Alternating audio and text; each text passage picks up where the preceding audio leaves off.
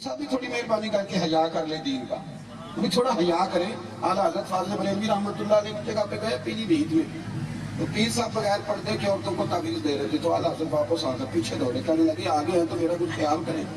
واپس جا رہے آپ فرمانے لگے تو نبی پاک کی شریعت کا خیال نہیں کرتا، میں تیرا کیوں خیال کروں؟ یہ تیرا کیوں خیال کروں؟ کہیں کھڑا ہونا پڑے گا آپ کو، میں چھوٹا آدمی ہوں، پر میں بہن باجے والی شادی کا نکاح پڑھنے نہیں جاتا، تو جاؤ کسی اور سے پڑھا لو۔ ہماری کو مجبوری ہے کہ ساری تباہی بھی ہماری آنکھوں کے سامنے دین کی تاریخ ہے، مرد عورتوں کا اختلاط بھی ہو، تماشے بھی ہوں، اور پھر ہمیں بھی تم پابند کرو کہ یہاں تم بھی مور لگاؤ، جاؤ کہیں اور سے پڑھا لو۔ تھوڑا سا کسی جگہ کھڑے ہو، مہربانی فرمائیں۔ کتنے لوگ ہوتے ہیں شادی کے موقع پہ، ددیال بھی ننیال بھی، پھوپھی کو منا لو، چچا کو منا لو، اس کے بغیر بیٹا کیسے بیایا جائے گا، سارے بڑے بوڑھے سب کو منانے کی بات کرتے ہیں۔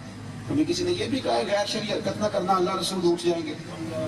سب کو منانے کی فکر ہے، صرف اللہ رسول کو نہیں۔ اور حاجی صاحب کو زیادہ پتا ہوتا ہے، سارا پتا ہوتا ہے حاجی صاحب کو کہ مہندی والے دن لڑکوں نے کیا بل کھلایا، اور وہ ہمارے دیہاتوں میں تو حاجی کہتا ہے میں ڈیرے کے سامنے نہیں بتا۔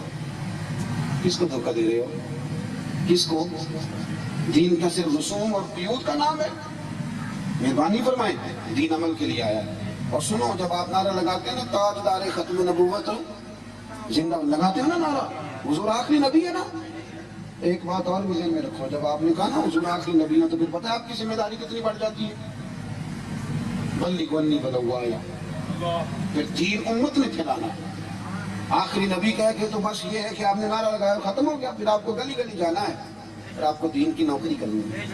میں دوستوں سے کہتا ہوں کہ غوث پاک نے، خواجہ اجمیر نے، شیخ نقش بند نے، حضرت شیخ شہاب الدین نے، ان بزرگوں نے مزدوروں کی طرح دین کا کام کیا ہے۔ غوث پاک کو بھی حدیث آتی تھی کہ 70 عابد عبادت کرتے رہے اور عالم عشاء پڑھ کے سو جائے، فجر تک سویا رہے، درجہ پھر بھی عالم کا زیادہ، انہیں حدیث آتی تھی، لیکن وہ 40 سال مسلح میں بیٹھے رہے۔ حالانکہ ان سے بڑا عالم بھی ان کے زمانے میں 100 عالم اگر آ کے ان کے سامنے 100 احادیث کی سند بیان کرے اور راوی غلط پڑھ دے تو ان کو اللہ نے اتنا بڑا حفظہ دیا تھا کہ وہ 100 سند بھی بیان کرتے ہیں، راوی بھی درست کرتے ہیں، اتنے بڑے عالم تھے۔ فجر کی نماز کے بعد غوث اعظم فقہ کا درس دیتے تھے، چاشت کے بعد مدرسے میں بیٹھتے، مدرسے میں غوث پاک نے مدرسہ بنایا تھا۔ کیا بنایا تھا؟ کھول کے بتائیے۔ مدرسے والے کو تو آپ پیر مانتے نہیں نا، سوال ہی نہیں پیدا ہوتا، مولوی نہیں پیر مان سکتا۔ 3 نسلوں کو قرآن پڑھائے گا وہ پیر نہیں بنے گا، پیر تو وہ بنے گا جو تعویذ لکھتا ہے، چاہے بیچارہ 6 مہینے غسل ہی نہ کرے۔ کیا تماشا ہے، اتنا سونا زیور زیادہ پہن لے اتنا بڑا پیر ہے۔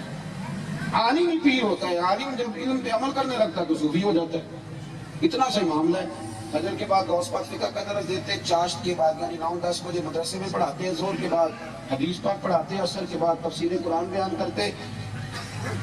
ہفتے میں 3 جلسے ہوتے، 70 ہزار کے مجمع کو بات سناتے، سینکڑوں لوگ توبہ کر کے جاتے، دنیا گھروں میں چلی جاتی ہے، غوث پاک مصلی بچھا کے اللہ کی بارگاہ میں عبادت کے لیے حاضر ہے۔ مزدوروں کی طرح کام کیا، کبھی کبھی اوور ٹائم بھی لگاتے تھے دین کے لیے۔ ہم نے تو نعرہ لگایا بھائی، پھر اس کے بعد موت کری، کچھ کر جاؤ۔ یہ وجود کسی کام کا نہیں، اگر یہ کھائے ڈھب سے، سوئے ڈھب سے، پہنے ڈھب سے، تو یہ کام تو ہندو سکھ بھی کر رہا ہے، یہ تو ڈیزائننگ انگریز بھی بڑی شاندار کر رہا ہے۔ اس سے کچھ کام لو، کچھ کر جاؤ، اپنا حصہ ڈالو۔ میں اکثر کہتا ہوں کہ اگر آپ مدرسہ نہیں چلا سکتے، مسجد میں نہیں جا سکتے، اتنی مہربانی کرو مدرسے کے بچوں کی حوصلہ افزائی کیا کرو۔ میں جاننے کی بات بھی نہیں کرتا، میں کہتا ہوں قوم خالی کہنے لگ گیا نا پتر تیری بڑی بات ہے تو حافظ بن گیا، اتنا کہنے لگ جائے نا تو میرے خیال میں دین کا بہت بڑا کام شروع ہو جائے گا۔ لیکن ہم اس طرف بھی جانے کو تیار نہیں ہوتے۔ 3 باتیں میں یاد رکھنا، بات ختم کرنے لگا ہوں۔